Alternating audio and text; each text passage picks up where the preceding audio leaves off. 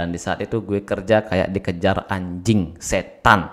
Ngomongin masalah USPH, apa sih USPH itu dan bagaimana keadaannya kalau USPH ini ada di kapal pesiar? Buat kalian yang baru melihat channelnya Opoye, alangkah baiknya kalian tekan tombol subscribe dan gedarkan loncengnya. Terima kasih banyak atas dukungan kalian dan jangan lupa juga di like dan di like. Nah, buat kalian nih calon pekerja kapal pesiar, angkat tangan kalian dan berkomentarlah di sini ya. Di sini gue bakalan membahas tentang kapal-kapal pesiar dulu. Dan hari ini gue bakalan bahas tentang USPH.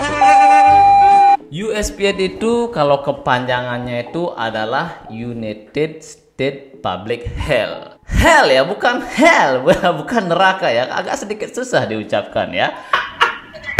USPH ini kalau di Indonesia itu bagaikan dinas kesehatan ya guys. Dinas kesehatan. Kalau di Amerika namanya USPH. Organisasi ini atau dinas kesehatan ini bertujuan untuk mengecek tingkat kebersihan di masing-masing kapal pesiar yang masuk ke Amerika Serikat. Jadi Amerika Serikat itu mempunyai standar tingkat kebersihannya ya. Tujuan adanya USPH ini adalah untuk melindungi karyawan dan passenger agar tetap sehat ya guys. Kalau tidak ada USPH, nanti karyawannya bakalan sembarangan bersihinnya, ngawur gitu loh. Tidak sesuai dengan standar, tidak ada patokan. Jadi itu fungsinya ya. Dan apa yang terjadi kalau karyawannya itu tidak mengikuti USPH, aturan USPH? Yang pertama itu pastinya itu bakalan banyak tamu atau karyawan yang sakit. Kalau di kapal pesiar itu biasanya dipanggil GI. Kepanjangan GI itu di samping ini ya, gue lupa sih apa itu GI. GI itu kalau di Indonesia kan istilahnya itu adalah mencret. Kalau di kapal pesiar itu ada yang mencret, maka itu bakalan diisolasi ya guys. Bakalan dikasih penanganan yang sangat ketat sekali sampai sembuh. Dan GI ini, mencret ini ada tingkatannya. Ada GI level 1, level 2, level 3. Kalau sudah menyentuh level 3 itu sangat-sangat membuat karyawan harus kerja keras ya. Jadi semua karyawan itu bakalan turun misalnya di restoran. Nah di restoran itu biasanya itu karyawan itu kan ngambil nasi, ngambil lauk makanannya itu sendiri. Tapi kalau udah level 2, level 3 ya, khususnya level 3 itu bakalan diambilin guys. Itu sangat-sangat menguras tenaga banget ya. Udah kerja lagi membantu departemen lain. Jadi seperti itu. Bagaimana sih caranya membersihkan area-area di kapal pesiar? Di kapal pesiar itu ada yang namanya 3 bucket system. 3 ember. Itulah istilahnya kalau di Indonesia. 3 jenis ember. Yang pertama itu ada ember yang berwarna merah. Kalau di kapal pesiar dipanggilnya tuh red bucket. Memakai ember yang berwarna merah berisi air panas sekitaran 110 derajat Fahrenheit atau sama dengan 43,3 derajat Celcius yang dicampur dengan deterjen biasa atau sabun. Tujuannya untuk mencuci dan menggosok seluruh permukaan dengan memakai green pad agar semua kotoran yang menempel menjadi lunak dan gampang dihilangkan. Selalu ingat itu ya, ember yang berwarna merah, karena kalau kalian ditanya oleh orang yang bertugas sebagai USPH atau dinas kesehatan, dan jika kalian tidak bisa menjawab apa itu 3 bucket system, kalian itu bakalan dikasih banana. Itu otomatis skor untuk USPH kapal kalian itu bakalan berkurang. Kalau kapal kalian itu mendapatkan USPH standarnya Amerika Serikat, itu masih bisa diampuni dan bakalan dicek lagi untuk yang keduanya. Kalau masih gagal di bawah standarnya Amerika Serikat, maka kapal kalian itu bakalan diikat. Dan ini sangat mempengaruhi banget buat orang-orang yang jabatannya tinggi ya. Itu bisa saja dicopot, bisa saja, karena udah ada kejadian kasus seperti itu, mendapatkan USPH di bawah standar dan akhirnya kapalnya diikat. Ya sudah, orang-orang yang jabatannya tinggi itu bakalan dicopot. Tapi gue nggak tahu ya jabatannya itu apa, tapi gue pernah denger di kapal pesiar jadi seperti itu. Jadi kalian itu bakalan di-push untuk masalah pengetahuan tentang USB. Selanjutnya itu ada gray bucket atau ember yang berwarna abu. Jadi seperti inilah, hampir sama embernya seperti ini. Dan gray bucket itu untuk rinse ya, untuk membilas, itulah ya. Pengertiannya itu adalah memakai ember berwarna abu-abu atau grey hanya berisi air panas dengan suhu sekitaran 110 derajat Fahrenheit, masih sama ya. Dengan memakai lap bersih, bilaslah seluruh permukaan yang telah dicuci dan digosok untuk menghilangkan bekas sabun dan kotoran yang masih tertinggal. Jadi untuk airnya tuh panasnya hampir sama dengan yang red bucket ya. Itu fungsinya ya seperti tadi, untuk menghilangkan deterjen atau kotorannya. Jadi gunakan air panas, jangan menggunakan air dingin. Itu sia-sia ya.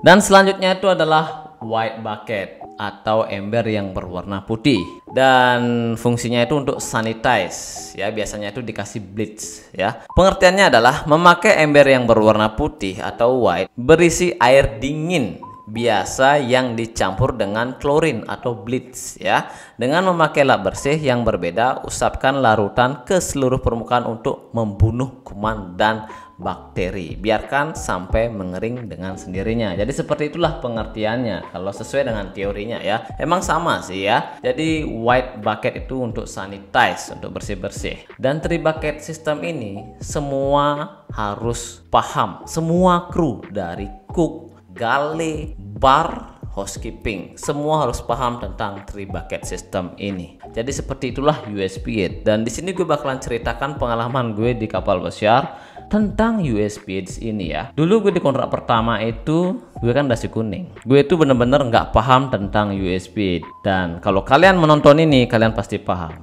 Dan tiba-tiba temen gue itu bilang bahwa USB-8 di kapal. Gue kan nggak paham tuh apa itu USB-8, belum paham. Dan ketika gue kerja disuruh ke kamar, nggak tahu tujuannya seperti apa, kok gue disuruh ke kamar mau kerja kan. Gue kan was-was, sedangkan gue nggak punya telepon, dan gue itu di kamar tunggu saja katanya, kalau ada telepon baru bekerja. Itu CDP gue bilang seperti itu, dan akhirnya gue turutin. Gue diam di kamar, dan di saat itu USB di kapal sebenarnya tujuannya itu adalah untuk menghindari orang yang bertugas di USB itu.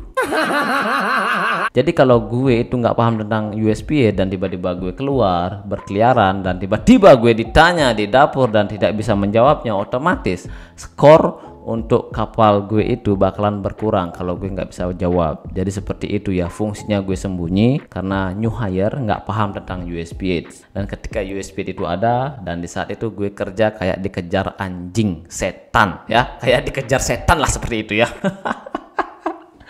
Wih, ngeri. Dan saat itu gue baru paham, gue disuruh sembunyi ya. Oh ternyata begitu CDP gue ya, gue disuruh sembunyi. Dan akhirnya ya setelah USB-nya itu pergi dari area dapur dan gue kerja dan aman-aman saja, dan akhirnya skor untuk kapal gue itu ya, gue itu dulu kerja di Radian dan skornya lumayan di atas rata-rata. Gue lupa standarnya itu berapa, di atas rata-rata. Dan kalau sudah lulus atau lolos dari USB, biasanya kapal pesiar itu manajemen itu mengadakan party guys, party. Jadi semua kru party kalau lolos dari USB. Itulah kesenangan dari para kru. Jadi buat kalian harus tahu, paham tentang USB itu. Knowledge atau pengetahuan ya, pengetahuan kalian tentang kapal pesiar itu bagaikan senjata kalian atau kekuatan kalian untuk kerja di kapal pesiar. Kalau kalian tidak tahu USB itu apa dan prosedurnya kayak gimana, kalian itu bakalan bingung guys. Maka dari itu kalian harus dengerin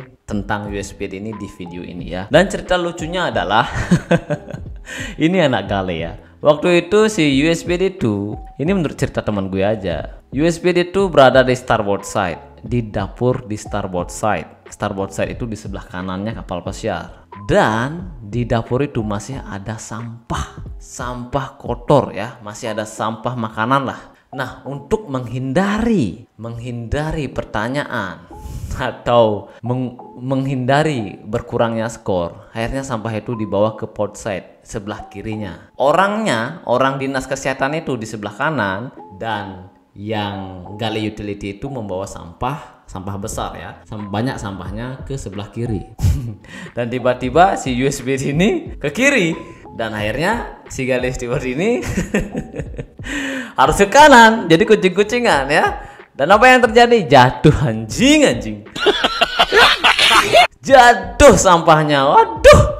Akhirnya kotorlah lantainya. Di sana pergerakan cepat terjadi, kilat dan cepat ya. Udah jatuh karena dia ke kiri ya untuk menghindari aja sebenarnya. Akhirnya sampahnya itu ya dibuang cepet-cepet dan sampah yang jatuh itu dibersihkan lagi. Untung selamat. Untung tidak ditemukan. Jadi seperti itulah situasi kondisi yang ada di kapal pesiar. Tips dari gue ya, kalau kalian menemukan atau melihat USP di kapal pesiar masuk ke kapal kalian, kalian itu harus, kalau kalian tidak mau ditanya, harus pintar-pintar kalian sembunyi guys. Jujur saja, kalian harus pintar-pintar sembunyi, jangan sampai ketahuan dan jangan sampai ditanya. Apalagi pengetahuan kalian itu kurang tentang USP. Maka dari itu kalian harus belajar dulu tentang USP sebelum terjun ke kapal pesiar, biar kalian itu tenang di kapal pesiar ya. Itu salah satu contoh di dapur. Dan untuk di housekeeping kayak gimana? Di housekeeping juga ada 3 bucket system, sama fungsinya seperti ini. Karena housekeeping itu tugasnya bersih-bersih ya, lebih santai. Beda dengan di dapur. Di dapur masaknya itu harus benar-benar bersih. Kalau kotor dilihat oleh USB, kalian pasti bakalan ditanya. Kalian pasti bakalan gila kalian pasti ditanya. Stres kalian ya kalau ada USB itu. Kalau di dapur udah masak, bersih-bersih lagi, widih, keren pokoknya kalau kerja di dapur itu ya. Orangnya keren-keren dan sangat kuat dan pejuang keras ya. Kalau di housekeeping kan ya bersih-bersih, beda dengan di dapur. Housekeeping udah dasarnya bersih-bersih ya pasti ya aman-aman saja karena udah bersih-bersih setiap hari kerjaannya. Dan biasanya tuh anak cabin steward itu biasanya ditanya oleh USP. Apa sih yang ditanya? Ditanya itu biasanya sih cleaning sequence ya, cara membersihkan kamar yang benar. Jadi itu ada aturannya. Jangan kalian kamarnya masih kotor, kalian langsung memasukkan barang yang bersih ya. Jadi itu ada aturannya. Biasanya sih kalau cleaning sequence-nya di housekeeping itu, yang pertama itu adalah kalian keluarkan dulu barang-barang yang kotor ya. Pastikan kalian menggunakan PPE ya, personal protective equipment. Apa itu PPE? Nah, kita bakalan bahas lagi ini. Semakin panjang ini ceritanya. PPE itu adalah, kalau istilah bahasa Indonesianya itu adalah alat-alat yang digunakan untuk bersih-bersih. Jadi kalian gunakan alat yang benar untuk membersihkan hal-hal yang ada di kapal pesiar atau barang-barang yang ada di kapal pesiar. Jadi itu fungsinya ya. Misalnya kalian membersihkan kamar ya harus menggunakan sarung tangan. Apalagi kalian masak itu harus menggunakan sarung tangan. Kalau tidak menggunakan sarung tangan itu kalian sudah melanggar USP. Jadi seperti itu ya. Kalau di cabin steward, barang yang kotor itu diambil dulu dan setelah itu dibersihkan, disanitize. Kalau sudah bersih baru making bed. Jadi seperti itulah secara umumnya seperti itu, dan double check. Ingat double check ya, pastikan tidak ada kotoran yang tertinggal. Yang di bar juga hampir sama ya. Hampir sama menggunakan 3 bucket system, dan garnishnya itu juga harus dicek-cek ya. Jangan sampai layu atau garnish yang kemarin masih dipakai. Jangan seperti itu, jangan sampai lupa. Jadi seperti itulah. Dan makanannya pun harus begitu kalau USB ya. Kalau di dapur ini, makanan itu kalian harus tahu tingkat kematangannya, jangan sampai di bawah. Dan kalau sudah di line itu ya sudah di depan siap untuk disajikan, itu kalian harus tahu temperaturnya itu berapa. Jangan sampai di bawah standarnya USP. Jadi harus gunakan termometer. Kalau di bawahnya USP itu biasanya kalian bakalan kena banana ya, dan pastinya skornya pasti berubah. Kalau USB itu benar-benar stres ya guys. Semua kru itu pasti stres kalau USB itu ada di kapal pesiar, karena ya harus benar-benar sesuai dengan bukunya, aturannya USB. Jadi harus benar-benar bersih kerja di kapal pesiar. Jangan sampai ada yang sakit. Kalau banyak yang sakit ya kerja keras lagi. Jadi seperti itu ya. Itu saja untuk pembahasan USB. Sampai jumpa lagi di next video. Bye bye.